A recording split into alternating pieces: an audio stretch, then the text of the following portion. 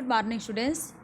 हम लोग रहीम के दोहे नामक पाठ का अध्ययन कर रहे थे बच्चों, जिसके अंतर्गत हमने आप लोगों को दीर्घ दोहा अर्थ की आखर थोरे आही ज्यों रहीम नट कुंडली सिमट कूद चढ़ी जाही। बच्चों, इस दोहे तक के अर्थ को हमने आप लोगों को बता दिया था। आइए अब आगे बढ़ते हैं। धन रहीम जल पंक को लघु जी पियत अघाए, उदध बड़ाई कौन है जगत पियासो जाए।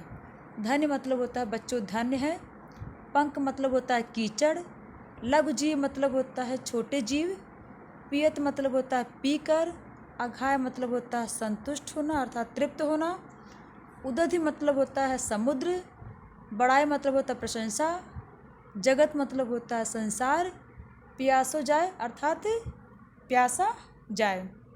बच्चों, इस दोहे में रहीम जी ने पंक जल को अर्थात कीचड़ से युक्त जल को समुद्र के अथाह जल से श्रेष्ठ बताते हुए कहते हैं कि धन्य वह पंक जल, धन्य वह कीचड़ से युक्त जल जिसे पीकर छोटे कीड़े मकोड़े छोटे जीव जो है अपनी प्यास बुझाते हैं और तृप्त होते हैं। वहीं समुद्र जिसमें अथाह जल होता है लेकिन वह किसी की भी प्यास बुझाने में असमर्थ होता है, क्योंकि उसका पानी खारा होता है और इसलिए उसे कोई भी नहीं पीता है। बच्चों, इस दोहे में रहीमदास जी ने परोपकार की महत्ता का वर्णन किया है। बच्चों, आप सभी लोगों को भी परोपकार की भावना रखते हुए एक दूसरे के प्रति सहानुभूति रखनी चाहिए। आइए अब आगे देखते हैं। नाद रीज तन देत मृग नर धन हेत समेत, तेहिं पशु से अधिक रीझ कछु न देत। नाद मतलब होता है बच्चों ध्वनि, रीझ मतलब होता है प्रसन्न करके, तन मतलब होता है शरीर, मृग मतलब होता है हिरन, हेत मतलब होता है उद्देश्य। बच्चों, रहीमदास जी कहते हैं कि मृग संगीत की ध्वनि से आकर्षित होकर के अर्थात उस पर रीझ करके खींचा चला आता है और अपना सब कुछ लुटा देता है अर्थात अपना तन मन सब भी जो समर्पित कर देता है। वही मनुष्य जो किसी की प्रतिभा से खुश होकर के किसी की कला पे रीझ करके उसे कोई न कोई पुरस्कार अवश्य देते हैं, किंतु संसार में ऐसे भी कुछ लोग हैं जो किसी की कला पर रीझते तो हैं, उनकी कला पर प्रसन्न भी होते हैं, लेकिन उन्हें कुछ देते नहीं हैं। तो रहीमदास जी कहते हैं ऐसे लोग जो किसी की कला पर रीझते तो हैं, प्रसन्न भी होते हैं, लेकिन उसे वे कुछ देते नहीं हैं, ऐसे मनुष्य पशु के समान होते हैं।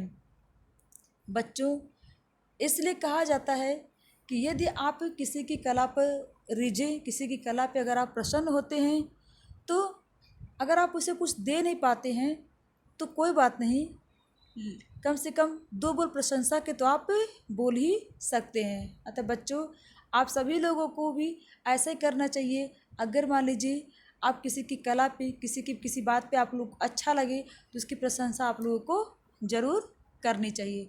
आगे देखिए, बिगड़ी बात बने नहीं लाख करो किन कोई, रहीमन फाटे दूध को मथे न माखन होए। बिगड़ी मतलब होता है बच्चों बिगड़ी हुई।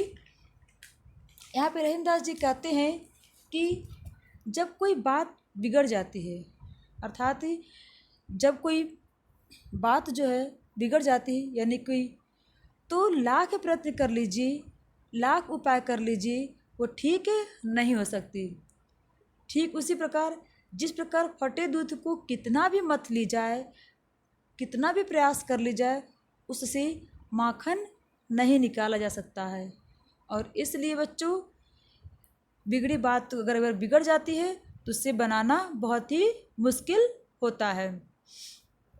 इसलिए बच्चों, हम सभी लोगों को ये कोशिश करनी चाहिए कि बात बिगड़े ही नहीं, और जब बात बिगड़े ही नहीं तो इस तरह की समस्या नहीं आएगी। बच्चों, आज के लिए इतना ही, आगे के दोहों को हम लोग कल पढ़ेंगे। बच्चों, आप लोग का होमवर्क है कि यहाँ पे जितने भी दोहे दिए गए हैं, हमने अभी तक आप लोग को जितने भी दोहे के अर्थ को समझाए हैं बच्चों, वे सभी आप लोग जो है एक कॉपी पर लिख लीजिएगा अर्थ के साथ और याद कर लीजिएगा। धन्यवाद।